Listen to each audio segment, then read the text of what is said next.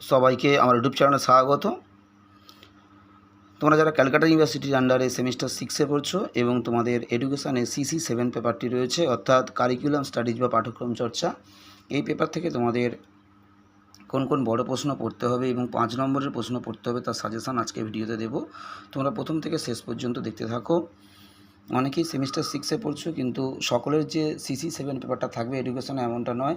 যারা semester 5-এ CC7 paper complete করে এসেছে তাদের শুধুমাত্র CC8 পেপার পরীক্ষা দিতে হবে। এবং অনেকে তোমরা যারা CC7 পেপার সেমিস্টার 5-এ পড়োনি তাদের এখন CC7 এবং CC8 দুটো পেপারই পড়তে হবে।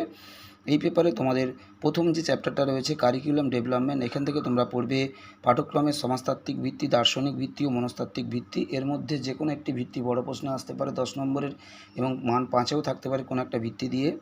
শিক্ষার্থী কেন্দ্রিক পাঠ্যক্রম কি এর বৈশিষ্ট্য লেখো। জ্ঞানভিত্তিক পাঠ্যক্রম কি এর বৈশিষ্ট্য গুরুত্ব লেখো। তোমাদের এই জ্ঞানভিত্তিক, কর্মভিত্তিক পাঠ্যক্রম এবং অভিজ্ঞতা ভিত্তিক পাঠ্যক্রম, এই তিনটে পাঠ্যক্রমের যদি তোমরা বৈশিষ্ট্য পড়ো কিন্তু গুরুত্ব লিখতে পারবে, বা গুরুত্ব যদি পড়ো কিন্তু বৈশিষ্ট্য লিখতে পারবে। গুরুত্ব এবং বৈশিষ্ট্য কিন্তু প্রায় একই।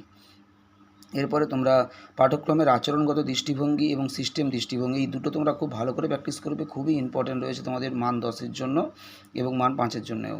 তার সঙ্গে যারা মানবতাবাদী দৃষ্টিভঙ্গি যারা পারবে প্র্যাকটিস করে রাখতে পারো। এবং এরপরে থাকছে তোমাদের জ্ঞানভিত্তিক ও কর্মভিত্তিক পাঠ্যক্রমের মধ্যে পার্থক্য লেখো। পাঠ্যক্রমের প্রকৃতি ও পরিধি লেখো। পাঠ্যক্রম বিকাশের প্রয়োজনীয়তা, এটাও মান 5-এর জন্য ইম্পর্ট্যান্ট রয়েছে। এরপরে তোমাদের কন্টেন্ট সিলেকশন, ব্লুমের বর্গীয়করণের সংশোধিত সংস্কারটি আলোচনা করো, ওটা তোমাদের 10-এর জন্য এবছর প্রচণ্ড ইম্পর্ট্যান্ট রয়েছে। এরপরে থাকছে বুনারের নির্দেশনা তত্ত্বটি লেখো। পাঠ্যক্রমে এই তত্ত্বটির গুরুত্ব কী। পাঠ্যক্রমের চাহিদাভিত্তিক এবং সংস্কৃতি ভিত্তিক নির্ধারকের গুরুত্ব বা ভূমিকা লেখো, এটা 10-এর জন্য খুবই ইম্পর্ট্যান্ট একটা প্রশ্ন। এরপরে তোমাদের পাঠ্যক্রমের বিষয়বস্তু নির্বাচনে জ্ঞানভিত্তিক নির্ধারকের গুরুত্ব লেখো,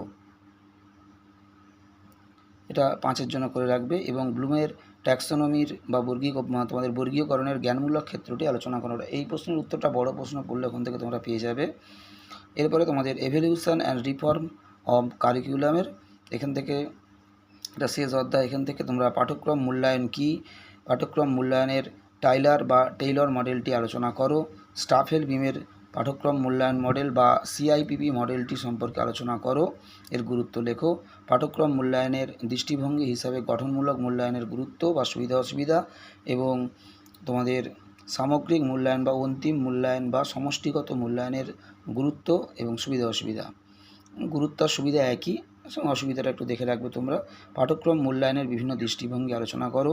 পাঠ্যক্রম সংস্কারের উপাদান এবং বাধা, এটা তোমাদের 10-এও আসতে পারে, আবার 5-এও হয়তো শুধুমাত্র পাঠ্যক্রম সংস্কারের উপাদান মান 5-এ আসতে পারে, বা সমস্যা 5-এ আসতে পারে, এবং বড় কোশ্চেন হিসাবে উপাদান ও সমস্যা 10-এও আসতে পারে। পাঠ্যক্রম মূল্যায়নের গুরুত্ব 5-এর জন্য খুব ভালো করে প্র্যাকটিস করবে। সমষ্টিমূলক এবং সামগ্রিক এবং গঠনমূলক মূল্যায়নের মধ্যে পার্থক্য লেখো। এবং NCF 2005-এর বৈশিষ্ট্য আর NCF 2005 অনুসারে বিদ্যালয় ব্যবস্থার বিভিন্ন সমস্যাটা ভালো করে একটু দেখে রাখবে। এই প্রশ্নগুলো তোমরা ভালো করে প্র্যাকটিস করে গেলে তোমরা 10 এবং 5 সমস্ত প্রশ্নই কিন্তু কমন পেয়ে যাবে। সবাইকে নমস্কার।